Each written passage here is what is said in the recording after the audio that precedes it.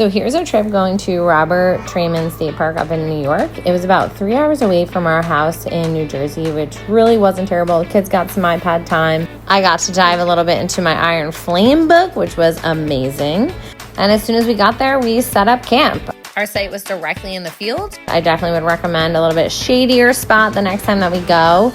Unfortunately, the water was closed the first day we were there, which was super upsetting, but we made the best of it. Lots of bike rides, exploring, and crafts were done the first night. And then the water was open the next day, which was so cool. It was just so epic to be able to say that we swam right into a waterfall. The creek water was cold as hell, but the kids had so much fun being there. It really wasn't crowded. There was a small sitting area, which was really nice. Definitely make sure to bring like a blanket or something to lay on because it is a little bit rocky over there, but it was so cool. And the water was open every day from 10 to 7, had lifeguards on duty too. We spent most of our time pretty much in the waterfall or bike riding and just trying to stay cool, playing in the creek that was also right in the state park as well. Of course, we wanted to check out all the other waterfalls in the area, so we did do a small hike, which was to go see Lucifer Falls. There was multiple trails that you could have taken. We could have taken a longer trail from where we were camping up to the top, which is about 4 miles all around, which we were kind of contemplating doing, but there is 200 step staircase at the top, and I honestly didn't know if I was going to be able to muster it with the baby, so we did drive to the top and took the shorter trail down, which was still a nice hike. It was totally doable with the kids, and to be honest, if I didn't have the baby, I would have mustered the longer hike with the bigger ones because I definitely think they would have been able to manage just fine.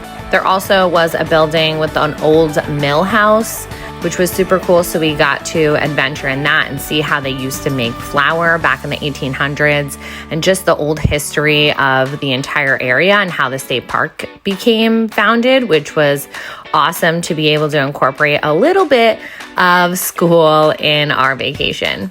All in all, definitely a hike I recommend you trying if you're staying at Robert Treman State Park. Then we ventured to Buttermilk Falls, which also does have trails in the area, but we decided to just drive there because you can swim. So there's only 2 waterfalls out of the state parks in the area that you can actually swim in, and Buttermilk is one of them. It's much more shallow comparative to Robert Treman's with the waterfall, but it was still super fun. The kids got a lot of creek play, Hudson fowl crawdad fish, so it was a lot of fun. And can I say, these state parks put Jersey state parks to shame. Their playgrounds were incredible. They were such a great addition to the state park to just have some extra activities to do while we were camping there. So we got to venture to the 2 playgrounds that were actually at Robert Treman State Park that you could just like ride your bike to. You could walk to if you wanted to. I will say even the whole facilities at this state park were really clean. The bathhouses were nice. The showers were nice. Very well maintained. And of course, we were having such a great time. We really wanted to extend our stay. Unfortunately, the state park was packed, so we did need to find a local campground in the area to be able to house us there over the next couple days. We extended, we were supposed to leave Thursday. We ended up extending our trip until Sunday. So we found Pine Creek Campground. And can I tell you, it is the typical campground vibe. I mean, Christmas in July, carnival rides, tons of seasonal stayers at this campground. So it was very hometown, small town vibe, feel family oriented.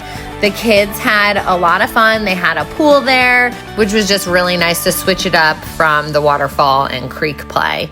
Of course, I needed to try to squeeze in one more adventure while we were there, and we ended up deciding to go see Toganock Falls. I'm totally probably not saying that right, but it was so worth the extra 20-minute drive to get there.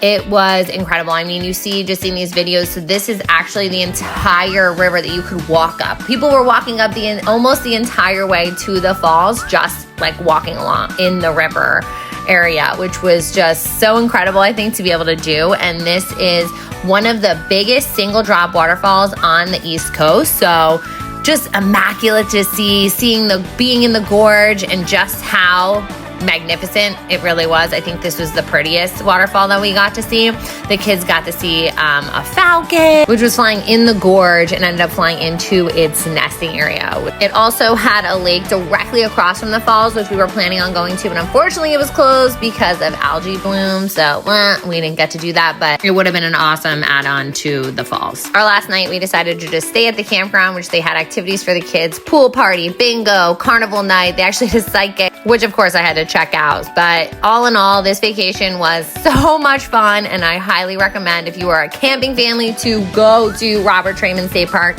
And even if you can't get in there, Pine Creek Campground was an awesome addition to our trip.